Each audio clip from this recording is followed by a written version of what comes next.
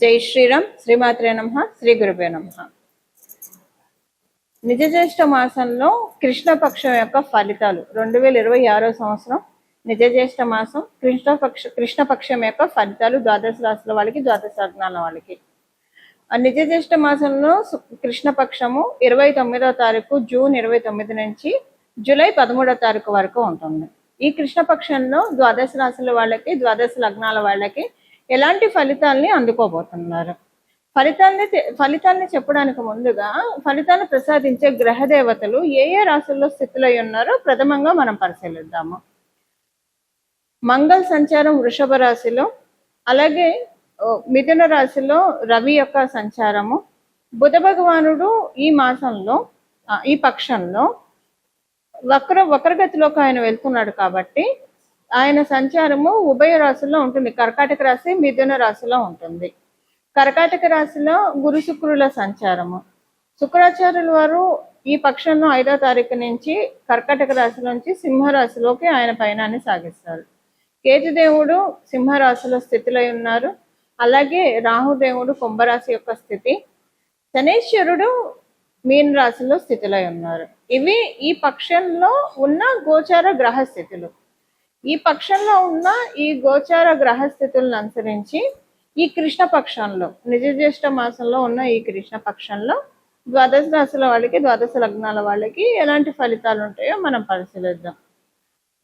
ఈ ఫలితాలు మెయిన్గా వీటిల్లో విశేషాంశం ఏమన్నా ఉందా అంటే, గురు శుక్రుల యొక్క కలయిక కర్కాటక రాశిలో, అంటే మొదటి 5వ తారీఖు నుంచి అది బ్రేక్ అవుతుంది, ఆయన సింహరాశిలోకి వెళ్తున్నారు. శుక్రకేతువుల యొక్క కలయిక మొదట. శుక్రుడు ఏంటంటే చాలా కంఫర్ట్స్ని మనకి ఆయన అనుకూలంగా ఉంటే మంచి రిలేషన్స్ ఉంటాయి, మనం చూడటానికి అందంగా ఉంటాము, మంచి బట్ట కట్టుకుంటాం, మంచి తిండి తింటాం, లగ్జరీ లైఫ్ అన్ని మనం చూస్తాము. ఆయన వెళ్ళి ధర్మస్థానము, మనకి ధర్మస్థానం అని ఎందుకు చెప్తున్నానంటే కాలపురుషుడు కుండలిలో నుంచి సింహరాశి పంచమ స్థానం కాబట్టి ఒక ధర్మస్థానము, 1, 5, 9 2 ధర్మస్థానాలు. ఈ ధర్మస్థానంలో శుక్రాచార్యుల వారు ఉన్నారు. అక్కడ కేతు భగవానుడు స్థితిలో ఉన్నారు. స్థితిలో ఉండడం వల్ల అది ఎలా ఉంటుందంటే ఈయన ఇస్తూ ఉంటాడు, ఆయన తగ్గొడుతూ ఉంటాడు. సో ఈ వారిలో ఎవరు గెలుస్తారు? శుక్రాచార్యుల వారు ఇస్తాడా? ఆయన చేత కేతు భగవానుడు ఎలాంటి అడ్డు చెప్పనీయకుండా అన్నీ ఇవ్వనిస్తాడా? ఇవి చూడాలి మనం. అంటే ద్వాదశ రాశుల వాళ్ళకి, ద్వాదశ లగ్నాల వాళ్ళకి ఎలాంటి ఫలితాలు ఉంటాయి, ఇది ఒక స్పెషల్ ఇంపాక్ట్. దానికి తోడు బుధ భగవానుడు ఆయన వక్రగమనంలోకి వెళ్తున్నారు, ఇది ఇంకొక స్పెషల్ అంశము.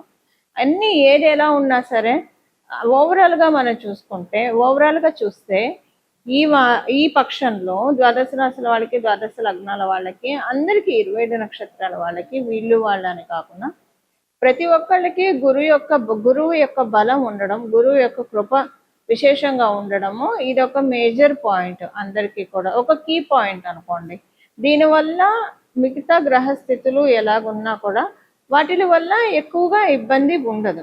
ఇప్పుడు ఉదాహరణకి ఇప్పుడు మేషరాశిలో పుట్టిన వాళ్ళకి శుక్రుడు మరియు కేతువు యుతి వల్ల సింహరాశిలో సంతానానికి సంబంధించిన ఇబ్బందులు రావచ్చు, సంతానానికి ఆరోగ్య సమస్యలు రావచ్చు. గురు భగవానుడు ఏం చేస్తాడు? ఆయన ఆచ్ఛాదన ఉంది కదా, ఆయన కర్కాటక రాశిలో ఉన్నాడు, సింహరాశిలో వీళ్ళిద్దరు ఉన్నారు. ఆయన ఆచ్ఛాదన ఉంది కాబట్టి ఏదైనా పెద్ద హెల్త్ ప్రాబ్లం వచ్చే చోట చిన్నగా ఆయన చేస్తాడు. అంటే ఒక బాగా హెల్త్ ప్రాబ్లం, ఒక యాక్సిడెంట్, మరి మీ జాతకం ప్రకారం యాక్సిడెంట్ అయ్యేసి ఉంటే కనుక ఏదన్నా చిన్నగా వేలు కోసుకుంటుంది, అలాగా అంటే చాలా స్వల్పంగా పోనిస్తాడు. అసలంటూ పూర్తిగా ఏది తప్పించుకోలేం, కర్మను అనుభవించాల్సిందే.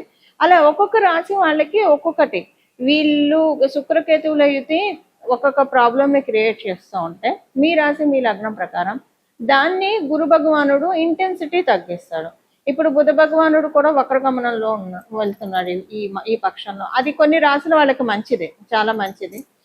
ఏ రాశుల వాళ్ళకి మంచిది? ప్రథమంగా కర్కాటక రాశి వాళ్ళకి మంచిది ఆయన వక్రగతిలోకి వెళ్ళడము. ధనుసు రాశి వాళ్ళకి మంచిది, మీన రాశి వాళ్ళకి మంచిది ఇది. మేష వృశ్చిక రాశి వాళ్ళకి ఇది న్యూట్రల్గా ఉంటుంది, మంచి ఉండదు, చెడు ఉండదు. అలాగే కుంభరాశి వాళ్ళకి, మకర రాశి వాళ్ళకి మంచి అంటే న్యూట్రల్, మంచి కాదు, వాళ్ళకి కొంచెం ఇబ్బంది ఉంటుంది. అంటే న్యూట్రల్ కంటే కొంచెం బిలో యావరేజ్ ఫలితాలు ఉంటాయి. మళ్ళీ వృషభ తులారాశుల వాళ్ళకంటే బిలో కంటే యావరేజ్ కంటే కొంచెం బిలో ఫలితాలు ఉంటాయి, న్యూట్రల్ కంటే కొంచెం బిలో ఫలితాలు ఉంటాయి. అయితే ఇక్కడ కూడా ఇదే పాయింట్, గురు భగవానుడు ఆచ్ఛాదన ఉంది కాబట్టి మిథున రాశిలో, అందులో ఆయన కర్కాటక రాశిలో ఉండి వక్రగమనంలోకి వెళ్తున్నారు కాబట్టి ఏమన్నా చిన్న చిన్న నెగిటివ్ పాయింట్స్ ఉంటే వాటిని ఆయన్ని నెగేట్ చేసేస్తాడు గురు భగవానుడు, నలిఫై చేసేస్తాడు.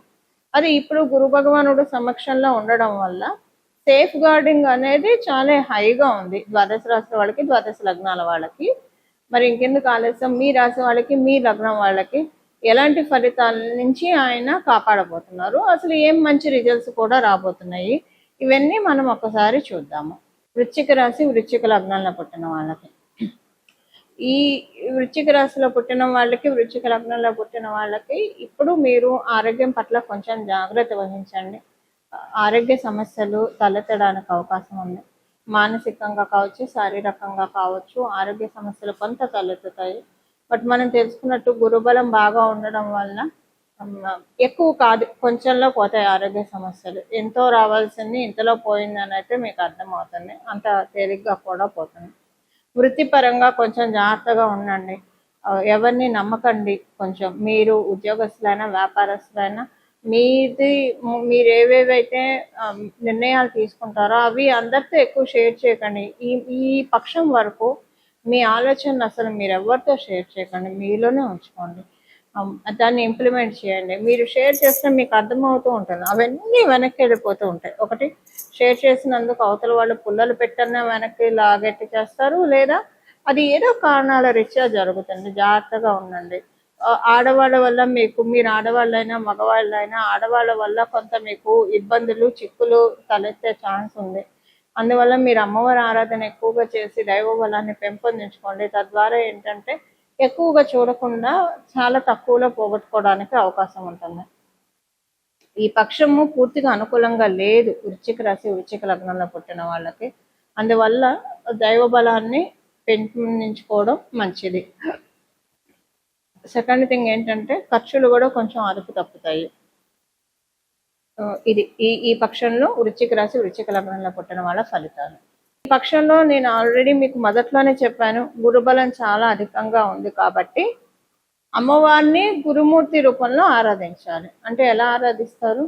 శారదా రూపంలో ఆరాధించవచ్చు, సరస్వతి అమ్మవారి రూపంలో ఆరాధించవచ్చు, రాజశ్యామల అమ్మవారి రూపంలో ఆరాధించవచ్చు, గాయత్రి మాత రూపంలో ఆరాధించవచ్చు, విద్యాలక్ష్మి రూపంలో ఆరాధించవచ్చు. ఇలాగా అమ్మవారిని గురుమూర్తి రూపంలో ఆరాధించడం చాలా మంచి ఉత్తమమైన ఫలితాలని ద్వాదశ రాశుల వాళ్ళకి, ద్వాదశ లగ్నాల వాళ్ళకి కూడా కలుగుతుంది. అలా అమ్మవారి యొక్క ఆరాధన చాలా మెయిన్గా ఉంటుంది. లేదా మనము మామూలుగా చూసుకుంటే కనుక దక్షిణామూర్తి స్వామి వారిని, దత్తాత్రేయుల వారిని, కృష్ణుడిని, ఇలాగా మీకు ఇష్టమైన దేవీ దేవతలు గురుతత్వంలో ఉండే వాళ్ళని కూడా ఆరాధించవచ్చు. ఎలాగ ఆరాధించినా మీరు దేవీ దేవతల్ని, ఎవరినైనా గురుతత్వ రూపంలో ఉండే దేవీ దేవతల్ని ఎవరిని ఆరాధించినా కూడా శీఘ్రంగా మంచి ఫలితాలు మాత్రమే ఉంటాయి, అందులో ఎలాంటి ఇబ్బంది లేదు.